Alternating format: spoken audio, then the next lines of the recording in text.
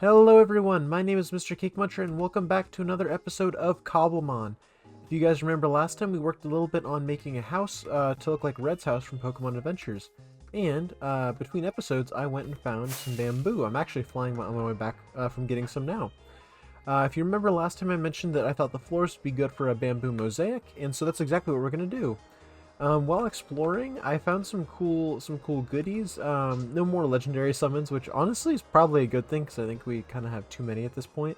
However, I did find a little igloo. Unfortunately, though, after exploring it for a little bit, I realized that it was not one of the fun igloos with a zombie villager inside. But I will keep my eyes peeled just in case I find one of those. But yeah, oh, there goes my rocket. Yeah, this episode's going to be pretty chill. I think the biggest thing I want to work on is just kind of getting some more resources. After, starting work on this this project, I realized that my base is incredibly unorganized, and I don't really have as many resources as I thought I did. So I think that we're going to work a lot on kind of reworking my existing storage system, kind of expanding it, adding a lot more chests, actually labeling stuff so there's not just a bunch of dump chests. So yeah, this episode is going to be pretty chill. At least that's the hope. You never know, I guess with Cobblemon, last time while I was just doing some exploring, I found some shinies. So that may end up happening again. We will just have to see. But yeah, I'm really excited just to be back at it. I've been really busy with other stuff. And I also did some more research on, if you remember I mentioned last time, not knowing as much about the fossil, or maybe I didn't mention, I don't remember. But I didn't know a lot about the fossil system, because if you remember I found I believe the plume fossil, or flume fossil, I don't remember. But like the one that I'm pretty sure ends up summoning Archaeopteryx. Archaeopteryx, that's the real dinosaur. Archon. An Archeops, that little evolution line. So I'm pretty excited about that. I think fossil Pokemon are really cool. Really excited to see the process. One thing I really enjoyed about Pixelmon was just kind of the whole fossilized Pokemon aspect of it. I thought it was a really cool thing that you could, every now and then go mining and find just, a whole Pokemon like hidden in some amber or just a fossil stuff. And, I think that's really cool. Something that I think that they should do more of just in Pokemon in general. I think that, I could be mistaken, but I don't think Gen 9 really had anything like that. I know Gen 8 had the fossil, combo guys. All I can remember right now is Dracovish and Arctozolt. But yeah, I thought that was pretty cool, but then, I'm very nostalgic for, the Gen 1, I've got a really big soft spot for, Aerodactyl. I think he's really cool. I think that, dinosaurs are cool, but also, flying dinosaurs, and a flying dinosaur Pokemon at that. That's just pretty rad. Yeah, I think that those Pokemon are really cool. I think that just fossil Pokemon in general have a lot of potential just because there's been so many cool dinosaurs and stuff like that. That I'd love to see what kind of future Pokemon generations do with the fossil idea, assuming that they bring it back, which after Gen 9 didn't have it. I don't want to get my hopes too high. So, we are back. You'll see, like I said, very minimal progress has been made. Actually, I've just torn out the inside that was here. But the good news is, now we have this bamboo. I'm going to plant some down and we can get started on that bamboo mosaic that I had been mentioning last time. So, without much further ado, let's get into a time lapse.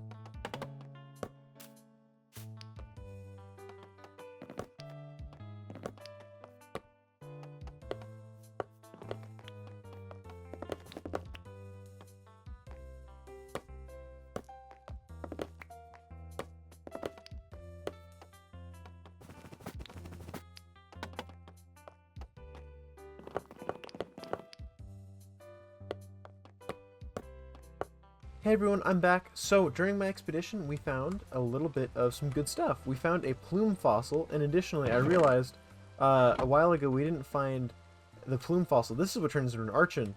Found bird fossils, which are the Gen 8 ones that I was mentioning earlier. So we need 2 more, or at least 1 more other fossil piece in order to incubate these fossils. However, one good thing is that I did some reading. I know, crazy. I often just kind of wander around and mumble through things. But I did some reading, and I figured out kind of some of the processes to make a fossilized Pokemon like come to life. So for that, we're going to need a fossil analyzer, and then we're going to need a data monitor and a restoration tank. So while I was out, I did some exploration for some lush caves so I could get these guys. These are revival herbs. The very things I need to make revives, which is a really big deal because you need revives to make a healer as well as this restoration machine. So it's going to be a pretty big thing because if you guys remember, I've been having to fly back and forth every time I want to go heal my Pokemon. So, you know, it's kind of not ideal. But I'm really excited because I was doing some more research and honestly, we can make a lot of good stuff. So what we need in order to make these herbs for the revive is we need to put this stuff into a campfire pot with a honey bottle. So, campfire pot, I did a little bit of looking into that. The campfire pot is crazy. It's really how you do kind of a lot of progression-based stuff. A good example is I recently caught, I'll send him out, a Corviknight, which I didn't realize are as big as they are. But one thing you'll notice is if I take off on him, he kind of flies a little bit slow. However, I did a little bit of reading, and you can actually make mount Pokemon go faster. The way you do that is that you... come back. The way you do that is that you give them a certain type of stew that you make in these pots. So what I'm going to do is I'm going to make this pot, put it on top of this little campfire, and I'll be right back. Alright, so I just made this campfire pot. I figure you just set it up. Nice! We need to cook. I think it's a Breaking Bad reference. Fun. Okay. Oh, cool. So I can make a revive. And I guess I just do that? Is it that straightforward? Nice. Okay. Okay, now we make the restoration machine. Or tank? Something like that. It looks like the recipe is pretty simple. Which is good. Looks like it's a lot of glass and stuff. So yeah, I will be candid as well. One of the things that I started doing, because I realized, like, watching back some of my old videos, I realized I was not making a lot of progress. And I don't necessarily think that the goal of this series is to make, like, rapid progress all the time. But I do think that there's a certain thing, there's something to be said about, I don't want you guys to, like, if you're coming to watch these videos, to feel like nothing's getting done ever. So I did do a little bit of reading just on, like, the fossil stuff and the cooking process, because I felt really lost when it came to that stuff in particular. So, we've now got the restoration tank, which is part 2 of 3. I think the last thing is called the data analyzer. Or I guess something along those lines. You can see we've got a good deal of iron from some of my explorations. I have a lot more too over at the building site for Red's house that I'll go pick up soon. Just because I've been doing a lot of exploration while looking for resources. I mean, I kid you not when I say this. Just making the bamboo mosaic took probably about 2 hours of exploration, just because I was so far away from any jungles nearby that when I ultimately did find any bamboo and stuff, it was a whole process. I ended up editing it out of this just because I figured, man, it was just so long of me just flying on my elytra in silence. Without much further ado, I think we can get this guy going. Let's start off with the plume fossil just so we can get an archon. I think we just do that. Huh.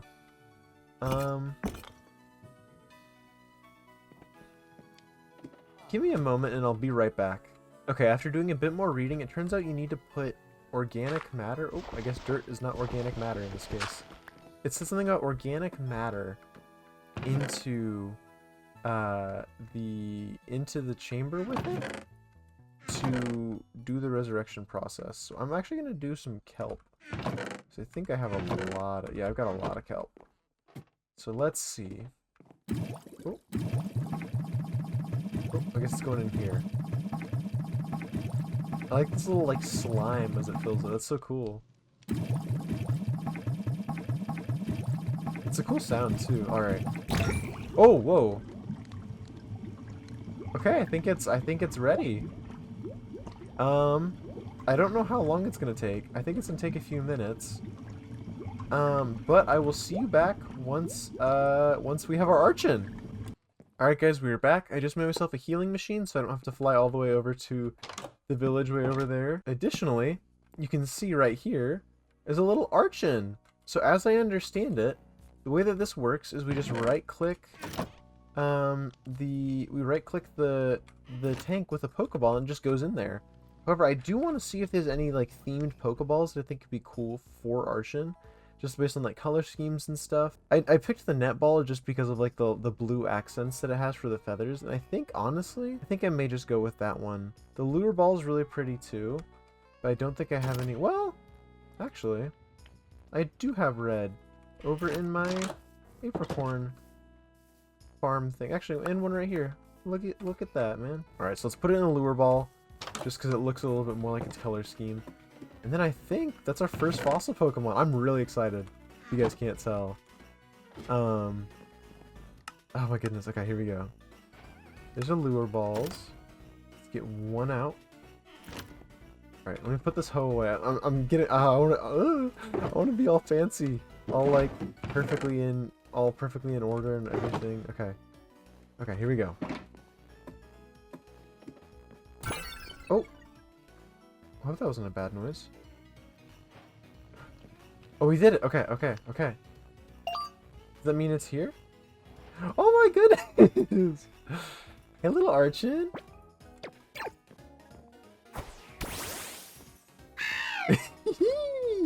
Hey, bud! You get under my shoulder? Oh, that's so cute! That's our first fossil! I think we actually have... I was checking through my chest. We have a root fossil as well, which I'm pretty sure is going to be Lilip or Cradilly, which is pretty cool. So I'm going to get this going here in a second. And yeah, while I was doing my exploration, I found a little Poliwrath, who you can see right here. So I'm going to spend a little bit of time, evolve him up into a Poliwrath, so he can go into the red house. In fact, I'm just going to put him in this box right now. And all that we're missing right now is we've got an Eevee right here, who I'm going to be trying to raise the friendship on. Hi, bud! I'm trying to raise the friendship on him so that he ends up turning into an Espeon. And then we're still missing the Venusaur, Aerodactyl, Pikachu, and Venusaur. So realistically speaking, we don't have too much to do, but it's just going to take a little bit of time. But yeah, without much further ado, I am going to do a quick little montage where I, show you guys I train up my Poliwrath and kind of explore a little bit more, raise the friendship on this Eevee. So yeah, without further ado, let's get right into it.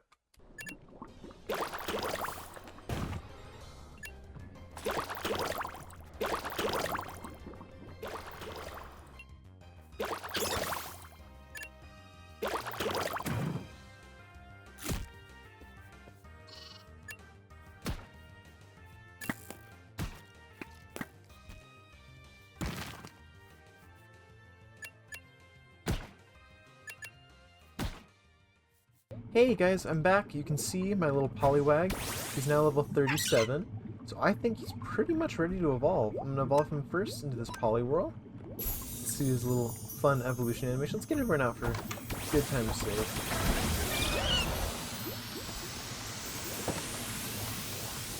Look out.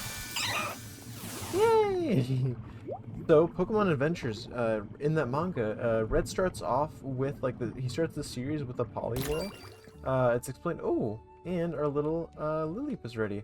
But it's explained that when he was a kid, he met a little Poliwag that saved him when he was about to drown after he fell into a lake or something. And then eventually evolved into a Poliwrath. Well, it evolved from a Poliwag into a Poliwrath to save him. And then later in the series, we can actually show right here, it does the same thing, and evolves into a Poliwrath. So we're going to do that now. A little side note, in the manga, he just evolves to save Red. No Water Stone involved, but, you know, we don't need to be 100% accurate to the manga, but there he's so cool.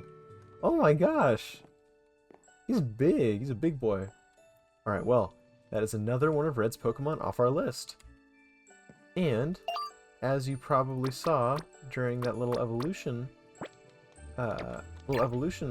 thing, we also have our Lilip ready. So we can see right here. I put it in a nest ball, I believe. Maybe a park ball. Because I think that Cradilly would look really good in it. But yeah, we can see, here's our second fossil Pokemon of the day. Pretty cool looking. You can like see the tentacles like sticking out of the face. That's really, it's kind of a little gross. Not in a bad way, just in like a very, very well modeled way. But yeah, with that, I think, honestly, we've made some decent progress. We finished up the inside of Red's house. I mean, finishing up the inside of Red's house was a pretty big step for today. I think it was something that was really felt really daunting. And as I was, doing a lot of my process, I kind of thought to myself, well, why don't I just kind of, do it a little bit more relaxed, make it feel a little bit more lived in than it would in the actual, than it may in the actual, so you can fossilize the, that'll have to wait till next episode, but, I tried to make it a little less detailed, make it feel a little bit more like a habitat for these Pokemon.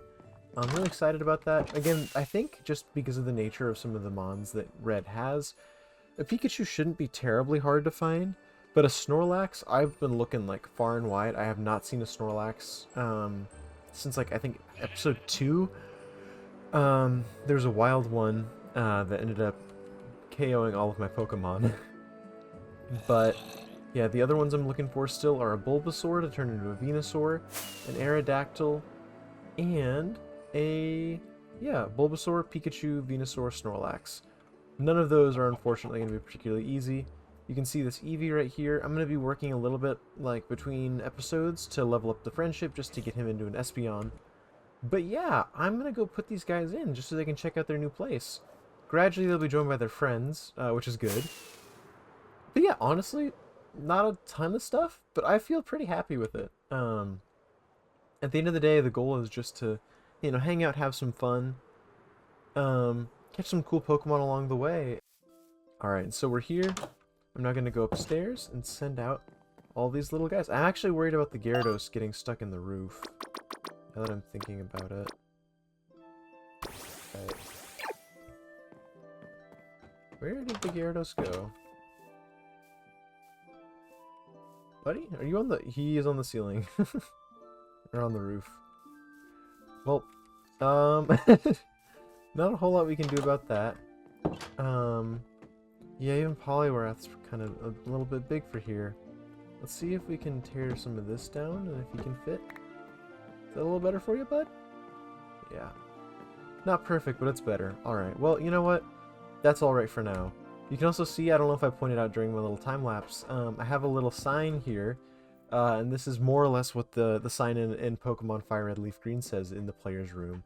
And just a little fun detail, added the bed here, the PC, because it's like in, the games you can open the PC and take out the free potion that you start the games with. A lot of people don't know that you start with one. This is meant to represent the TV with like the little, in Fire Red Leaf Green it's an NES, I think in the original games it's the Super Nintendo. But yeah, just try to be a little scaled down version of the Kanto starter house. Hey bud. But yeah, I'm pretty happy with this. It may not look like a lot, but I you know what? I'm happy, and I think at the end of the day that's the most important thing.